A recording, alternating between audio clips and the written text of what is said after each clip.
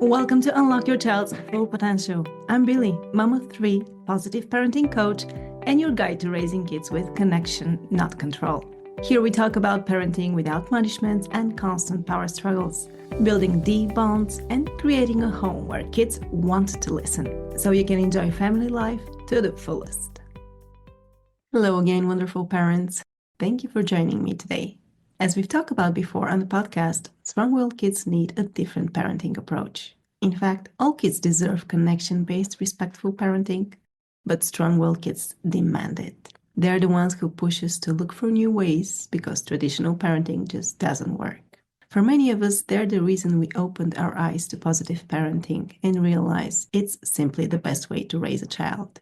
We've also explored the needs of neurodivergent kids, and today we're turning our attention to another group of children who require a different approach: gifted kids. Traditional parenting methods often fall short for gifted children. Their intensity, sensitivities, and unique way of experience the world mean they need something different. And while giftedness comes with incredible strengths, it also brings its own set of challenges. That's why I've invited Sarah Strouthopoulos to join us today. Sarah is a master educator, gifted specialist, certified kids life coach, parenting coach, and a mom to a profoundly gifted child. She has worked with hundreds of families with gifted kids and has seen it all: the meltdowns, the perfectionism, the social struggles, and even academic underachievement. But more importantly, she has witnessed the transformation that happens when parents have the right tools. She loves seeing tears of frustration turn into tears of joy as these kids finally flourish, embracing their potential and thriving in every aspect of their lives. I'm so excited for this conversation, so let's dive in. Sarah, I know this work is deeply personal for you because of your son, who's profoundly gifted with an IQ of 165, and your brother, who, despite his incredible academic abilities, has faced significant struggles and is far from thriving. And I would like to ask you to share more about their journeys to help parents understand both the potential and the challenges of giftedness. Sure, absolutely. I'll start with my son. He's in eighth grade now, but we knew from a young age that he was gifted. And we could see just his brain going all the time. So curious, these deep questions. We could see some anxiety coming up under the surface of things. We could see that the world was making so much sense for him in so many ways, academically. Like, he was an early reader. He was putting together puzzles far beyond his age really quickly and putting together advanced Legos. Even putting together like IKEA furniture when he was like 6 and 7, he could just figure out all these different things. But as when it came to his emotions and to social dynamics, it just didn't compute as much. And I was already working with gifted kids and I saw some of the signs, but I'm like, there's something else going on here. I knew that he could, like, the academics would come so easily to him. But in terms of him picking up on and understanding his emotions and what he was feeling, he really needed to be taught specifically those kinds of skills and be able to be in that awareness, that body awareness, because he was so in tune with his thoughts and what was going on. And he would sometimes describe his brain as this like train station with just all these thoughts zooming through. And sometimes they'd like lock in and stop there, and he'd kind of sit in those certain thoughts. And then other times it would just be like more thoughts just coming through and passing by. But those emotions just perplexed him. And so we really needed to dig in on that. And so that was a big deal of understanding, like, when the worries were coming in, what was really real, when he can trust his brain and when he can't trust his brain. And then that social piece where he just wouldn't pick up on social cues. He was so tuned into thinking about the world and thinking about all those thoughts and trying to understand things, but people were different. And so that became more of a challenging situation for him. So I was absolutely already drawn to these gifted kids as a teacher, and I really wanted to help him. So that definitely was a catalyst for me to be like, what, how can I help him on a deeper level, get these skills, know what's going on, have him understand himself. So I was very personally motivated with this. Plus, I could see some signs of my brother. So you brought up my brother. I looked up to him so much growing up. He, on the surface, was this just all A student. He was great at athletics. And we could see signs at home of some emotional like turbulation. But out in public and with friends, he was fantastic. And it wasn't until college that really things started to settle in, that he just organizing his dreams, following through with things, just things just got to be too much. And he just didn't have the tools and strategies to deal with it. And my parents didn't know what to do at that point to help. And so I definitely have been made it like my personal mission to help other kids not get in these situations, to help parents see the signs where things like, oh yeah, these kinds of things are outside the norm. When you have a child who is just on another level, you can just tell, you can have these deeper conversations when they're so young and are so bright that there are other things that can go along with that. And seeing those red flags, I think, is really important. And knowing that they need a different parenting strategy out of the gate is really helpful. How young? When should we look for the signs? Ah, yes. Oh, that's such a good question. Before they even enter school, a lot of parents say to me, I could tell when they were two that there was something going on. And I think we can see as young as that, but definitely by age 4. I was teaching kindergarten when my son was 4.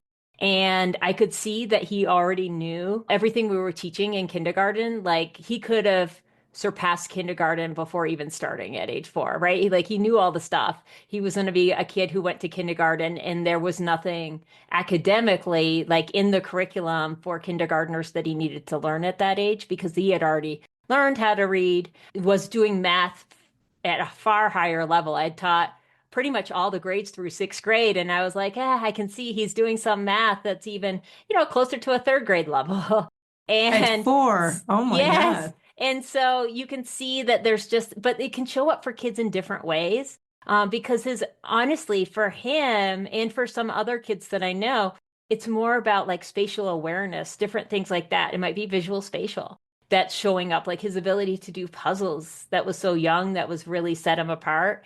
And those are all wonderful things that you can look for that you're like, okay, awesome. This is great. We can celebrate these. Like I hit the jackpot.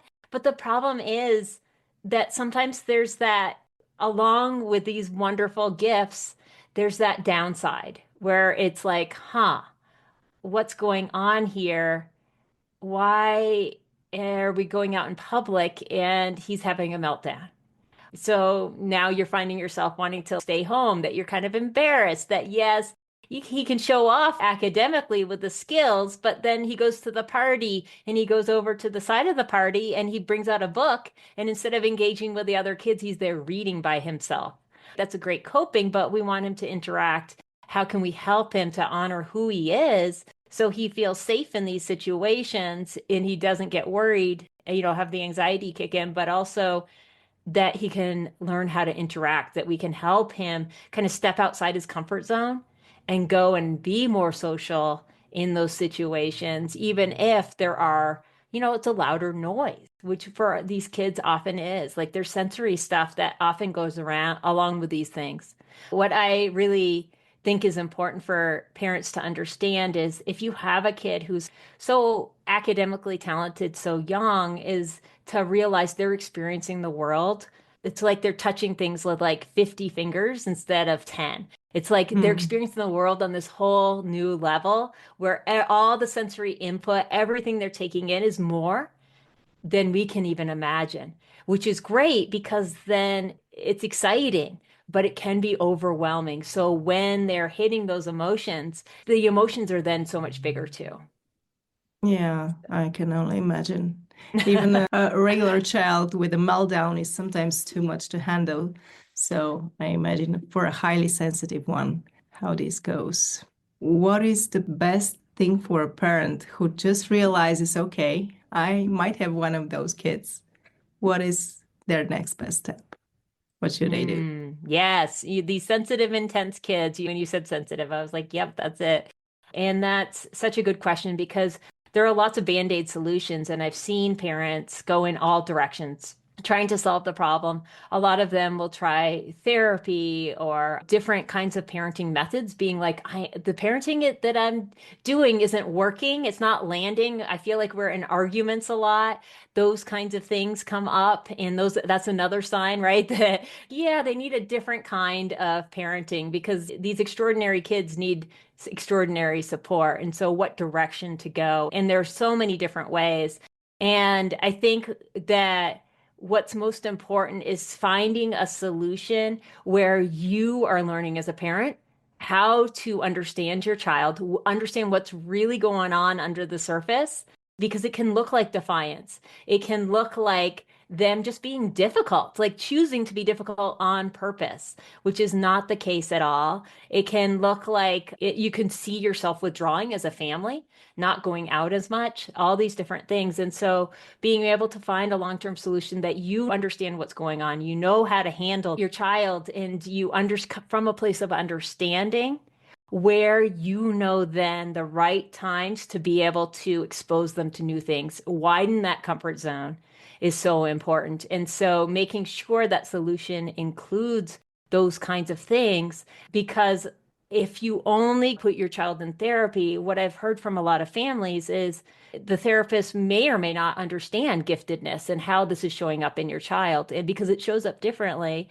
and things don't usually integrate is what I hear too. It's not necessarily that anything about the home environment is changing, that Mhm. they're relying on the child to remember the skills to integrate themselves, of which they need support in between sessions. Just learning in that one session a week or a month isn't going to translate long term. And so having more of a systematic approach is definitely going to be more helpful than just one-offs here and there and a little bit of dabbling. It's more of you need a really like solid approach that's going to serve them, set them up for success. So the child understands themselves and understands that, yeah, it's so awesome to have these gifts, but you need to learn how to manage these other sides of it, understand yourself, be in touch with your emotions and your body, and be able to channel your energy because they tend to have a lot of energy, whether it's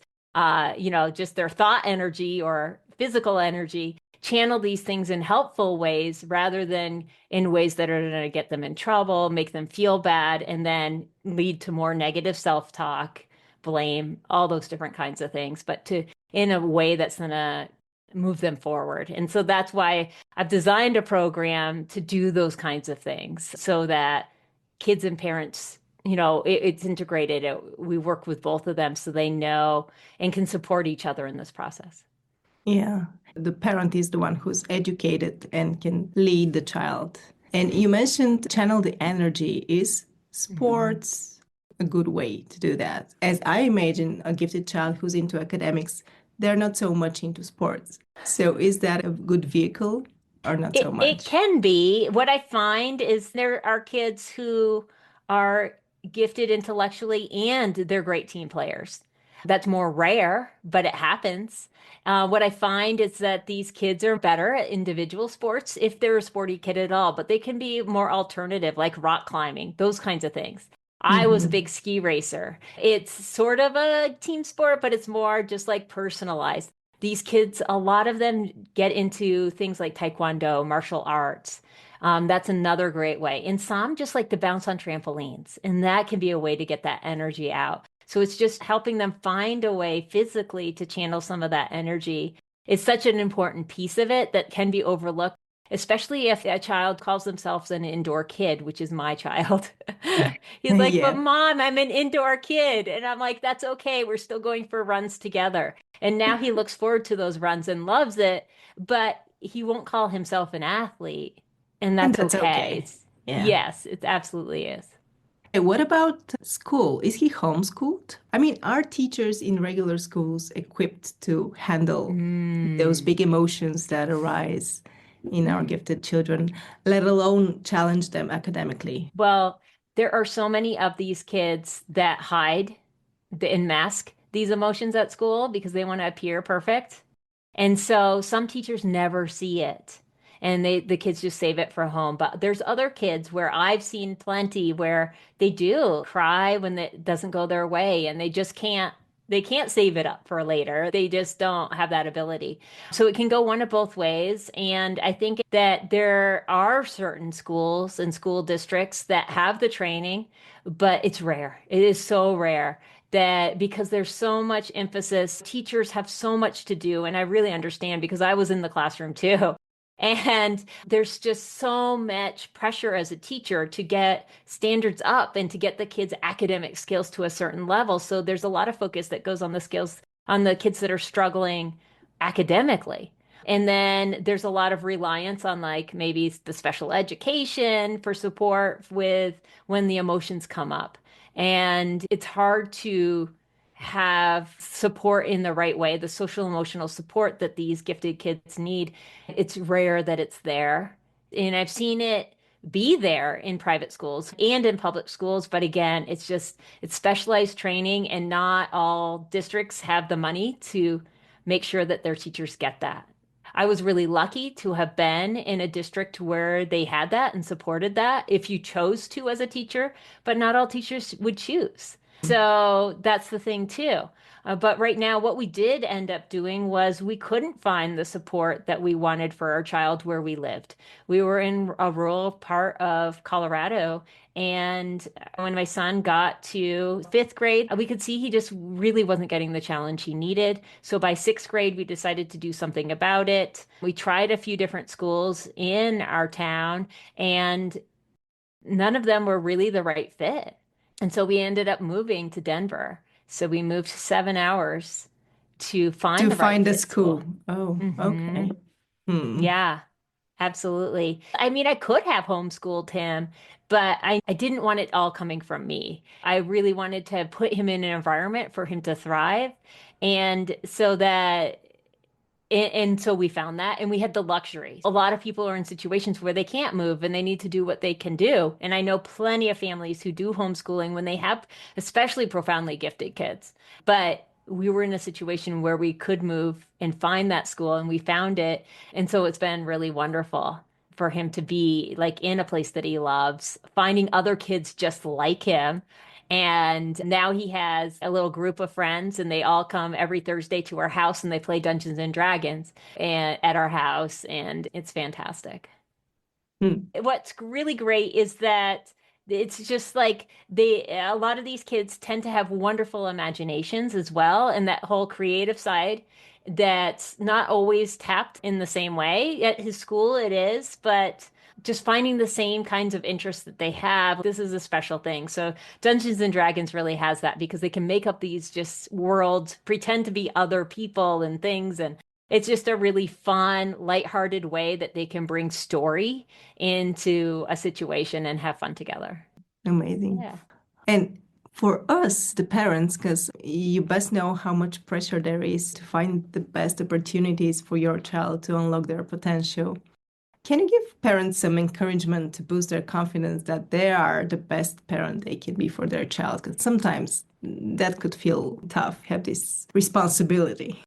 Absolutely. I've talked to so many parents who just feel like frustrated and then upset with themselves that they get frustrated with their situation and their child, feel like they're not doing enough, feeling like, what if their child doesn't reach their full potential? And it is absolutely true that they are the right parent. You are the right parent for your child. The things you can provide for them, you have inside you already. And that's what's so key. I think as a parent, you need to remember that all your child wants is to feel seen and understood, and that is absolutely possible. And so be feeling seen and understood. We all want that, whether a child's gift, whoever they are, right?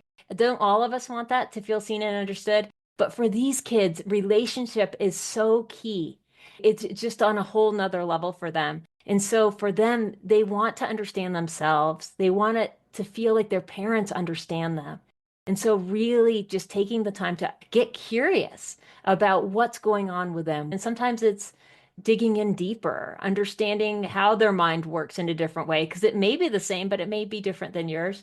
And showing that your child that you get them is so key. And then that relationship is just going to take off even deeper, but they just need us there. They're watching us all the time as parents. And they're seeing what we're doing, how we're reacting and responding. And some of these kids can feel other people's emotions so much easier than regular kids. And so being aware of just managing our own emotions, really seeing the greatness in our child and knowing that it's there. And sometimes they need help uncovering it and seeing it for themselves, but reminding us that we're the best ones to see that, to see their greatness, help them see it, I think is just key too. And everything's possible. It's just sometimes we get off track as parents and we think there's a better way or we're doing it wrong because we get hard on ourselves too. And to know, you know what? Everything's fixable. Our kids are not broken.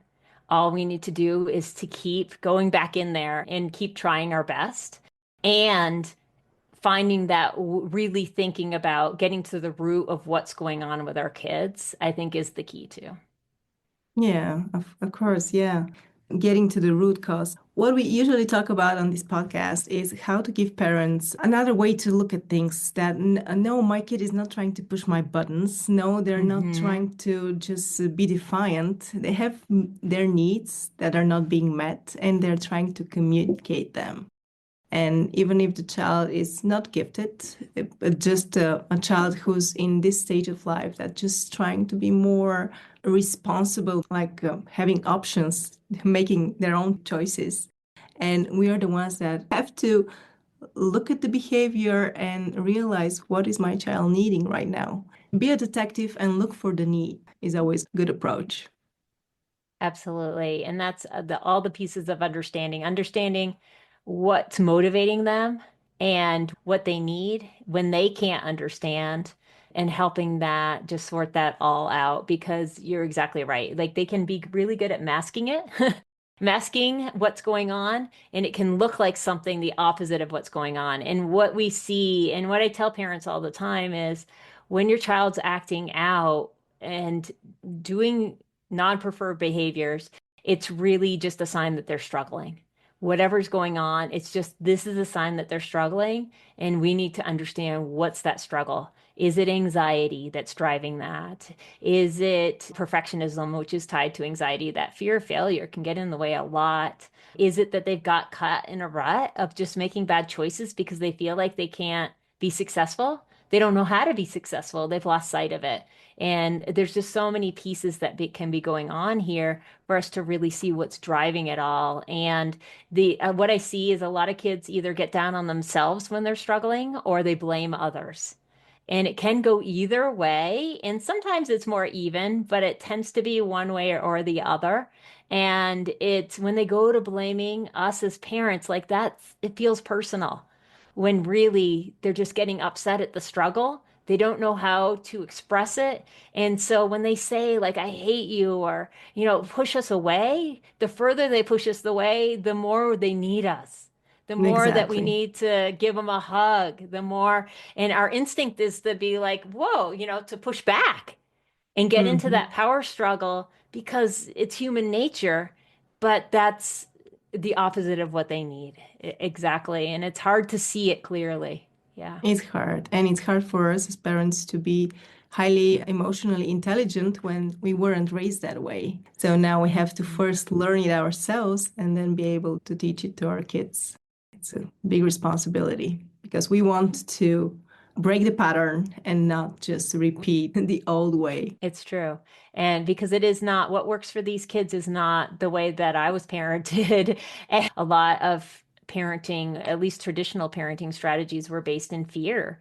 And these kids already, you can see there's like an epidemic of just anxiety more. And so having something based in fear is just going to make that anxiety worse. It's not solving the problem or even addressing it.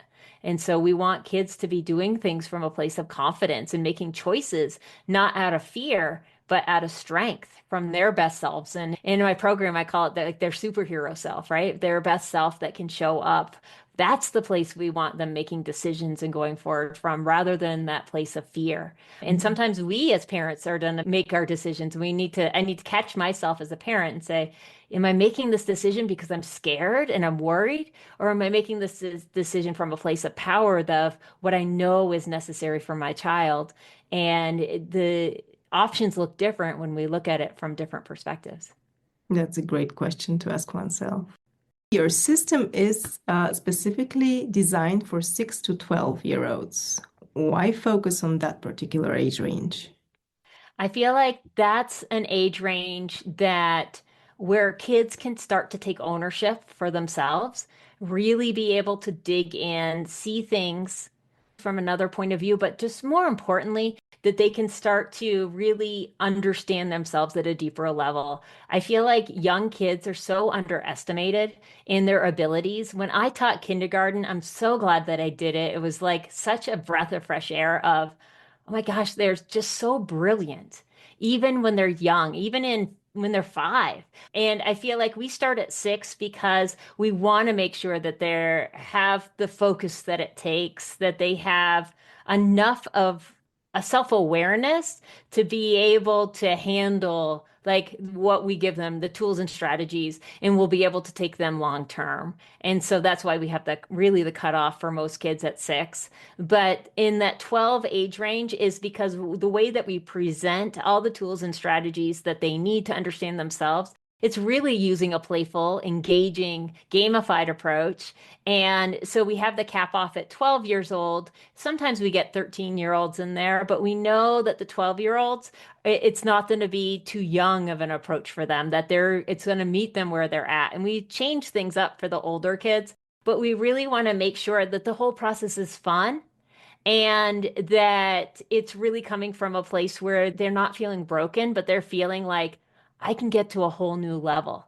And that we can build that relationship with them. That's the focus with the approach that we currently have. And we just love these ages. And how Yeah. long do you typically work with one family? It's a 12-week program. It tends Hmm. to be more than the 12 weeks because of vacations or other things that come up, but it's 12 weeks of intensive program. In those 12 weeks, the kids get one-on-one sessions with myself or Coach Abby. I have a small team of people. And so the child gets to know and has the same sessions with their coach for all of those 12 weeks. Like I said, that relationship's really important.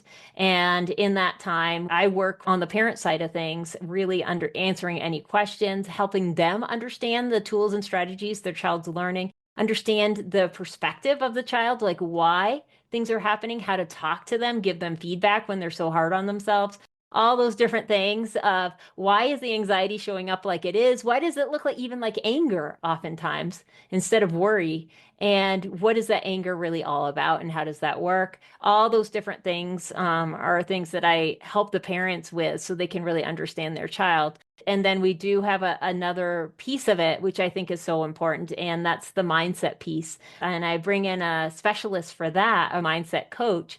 He has a PhD in neuroscience and he's incredible. And it's really about what he does with the parents is help them change their perspective to really understand how they're showing up as a parent. Are they being who they need to be in order to parent their child in the way that's going to be most successful?